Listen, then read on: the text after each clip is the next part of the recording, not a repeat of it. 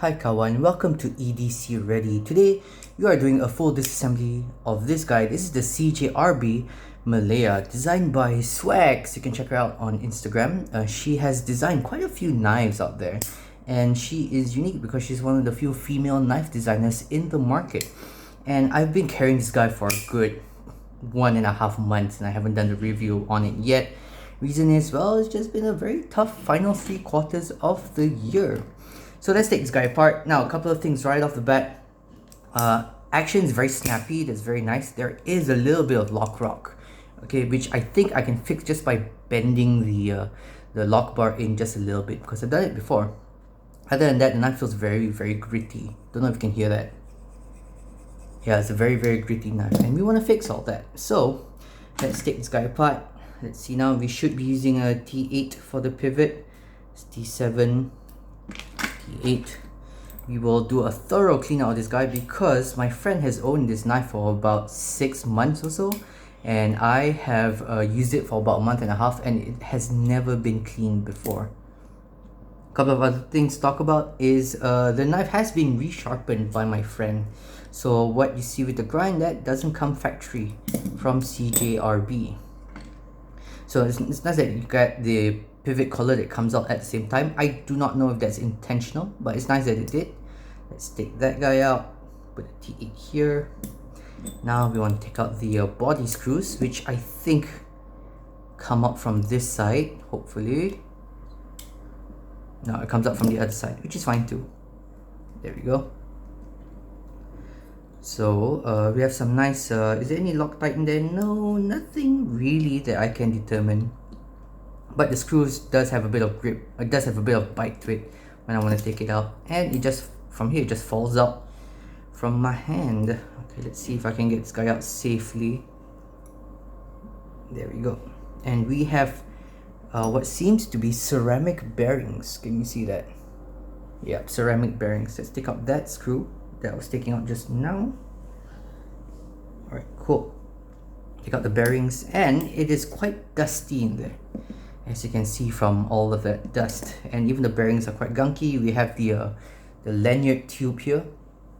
Take that out, put that in the back here, and let's take my microfiber cloth. First thing I want to do is I just want to wipe down everything, make sure everything is clean. Let's look at that lock bar.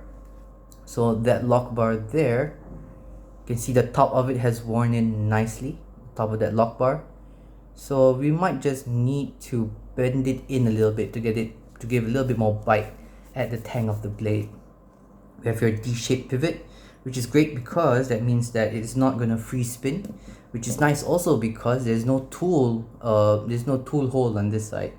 So if it doesn't free spin, it's going to be a tough time trying to get it out. I'm going to wipe off all the dust.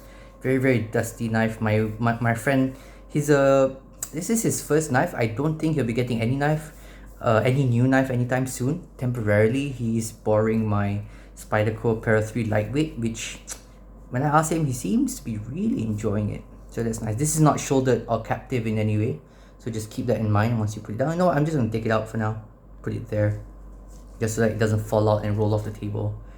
Okay, and you can see here, it does have stainless steel coated liners, and the bearings have created a little ring around there as they wear into the liners. Let's see now. Let's check that out. Yeah, look at all that gunk in the detent hole as well. So just gonna clean that up. Clean up that. You can definitely see all the lines that the bearings and ceramic balls have dug into the knife. Okay. Bada bing, bada boom. That's the tang of the blade. So because this knife has never been cleaned before, I'm actually gonna use a little bit of alcohol. Try to clean it up. Let's see now. Do I have my? No. I don't have my what do you call it? Don't have my cotton buds here. So I'm gonna do this the old-fashioned way. Just take a little bit of alcohol on my finger, swipe it down, clean it out, clean out that bearing. Do the same thing for that side. Take a little bit more alcohol. There we go. Clean that out, and then take the microfiber cloth and then just wipe out those bearings. Just like that. Get them nice and shiny, sparkly clean. Alcohol rubbing alcohol does evaporate very quickly, so that is very nice. Let's see what we can do. Clean up that area. Okay, now let's see what we can do about this guy. It looks like the liners are held in place by the pocket clip screws, so I'm going to need to take those guys out as well, just so that I can get into the liners and see if I can bend them in a little bit. Okay, now let's make sure these screws, this pocket clip is reversible, so let's just keep everything in one place like that. Just like that. Put that guy there. Yeah, take out the liners, maybe wipe the inside a little bit. A lot of dust here. My friend definitely uses this knife. Like it's a packaging open knife. He works in engineering, so a lot of things he needs to open up, I guess, from letters to boxes of products or whatever, try to fix everything. Okay, so to try to bend this guy, I'll be using my Bibury tools. Bibury, I got this from Thomas Tools. You can check it out in the link down below. Pretty cool guy. Now, I've held and in a very lightweight use the Leatherman Wave before, and this is very much a Leatherman Wave like platform. And to be honest, I honestly can't tell the difference between this guy and the Leatherman Wave. I'm still working on the full review of this guy because I haven't been able to use it that much in the past 2 or 3 months that I had this guy. So this is what I'm gonna do. I'm gonna just pinch it here and then just see if I can. Just gonna pinch it here, and then sorry, I was pinching at the wrong spot. Yeah, pinching it here, and just see if I can bend it up a little bit. 2, 3, 4, 5, 6, 7, 8, 9, 10. Right. Okay, let's do that again. There is definitely some lightening of the liners here with some holes back here, so I need to make sure I do not snap it. 2, 3, 4, 5, 6, 7, 8, 9, 10. Now the unfortunate thing about this method is that I can't tell if it works until I put everything back together. So here we go. Let's put this back together. I'm gonna leave the pocket clip out for now. What do I want? Now I'm gonna leave the pocket clip out for now and add that in a little bit later. Okay, I am going to put, this is the D pivot area, so I'm going to put the D in. Okay, let's make sure that the D lines up with each other. There we go. Okay, gonna add some of this breakthrough lube, my favorite lube right now. I haven't tried KPL. I know Thomas Tools sells KPL here in Southeast Asia and Malaysia, but so far this has been working really well. It's mostly a gun oil, suggested to me by the Polish Edge, which is a knife sharpener here in Malaysia. Okay, add a little bit of lube on top, just like so. Okay, then what I'm going to do next is just add a bit of lube on the detent ball so it catches like all this area right here, possibly smoothing it out on the opening and closing action, because it is quite gritty. Okay, next up I want to add this. This is the stop pin. This will help create tension between the tang of the blade and the lock bar. Okay, that's in place. Am I missing anything? No, that's okay. So it's not sufficiently bent.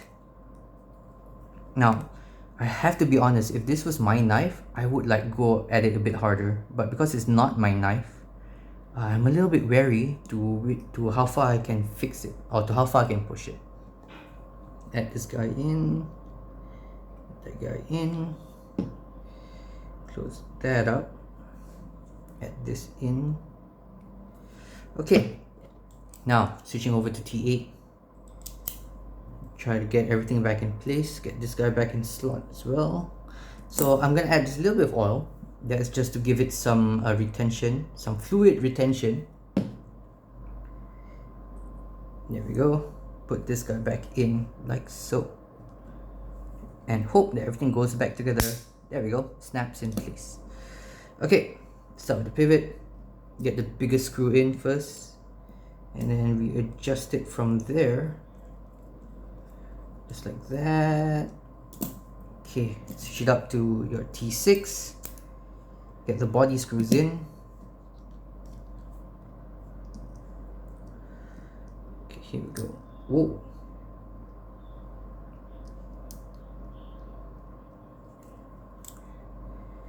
Just that.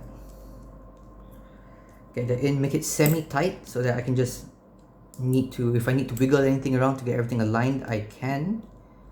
So all the screws are semi-tight. Let's put the pocket clip back where it belongs on the left hand side for like 85% of the world population. Also T6 screws. Back it up a little bit. There we go. Pocket clips in. Just tightening it up a little bit. Back it up and tighten. Back it up and tighten. That's nice. Okay, so now that everything's kind of in place, let's see if there is side to side, but not that much, which is nice. It has gotten a lot smoother. Let's see, let's tighten this guy here. There we go, that's max tightness. Still getting up and down, very little side to side. But centering is, I don't know if you guys can see that, damn near perfect. Okay, so now we are going to just loosen up the body screws and then re-tighten it to get everything back in, to get everything back and centered. Loosen it up a little bit. Release some tension, and then tightening it back. Okay, so now everything should be in tolerance, and the wow, look at that. I don't know if you guys can see that. That is like perfectly centered. Action's really smooth. We've actually managed to reduce the lock rock a little bit. It's much less than what it used to be, which I think is a sign that if I keep going at it, if I keep bending it in, it will tighten up. However, this is not mine, and I don't want to break it, because if not, my friend's keeping my Para 3, and I like my Para 3 just a little bit more. No side to side play. A lot smoother. Still up and down blade play, you can hear that. And by the way, let me just check something. Let me just check if it's the lock pin that's shaking. No, the lock pin is secure. So it's definitely the actual locking face is not at full 100% contact with the tang of the blade. Yeah, but side to side, no blade play. Completely smooth. Have we gotten rid of the grit? Much less gritty. Okay guys, thanks. Do check out or do wait for the full review. I'm sorry I haven't been uploading anything for a long time, probably because of, you know, I was kind of sick towards the last week of November, which is why I uploaded like 15 days worth of content and then just nothing left in September. But yeah, then October I was like really busy. November I was like super busy, and I'm just glad to kind of have some time to do this again. Anyway, happy holidays, and do check out my links in the description for more info on CJRBs and this Burberry tools. Thanks guys, and as always, stay ready.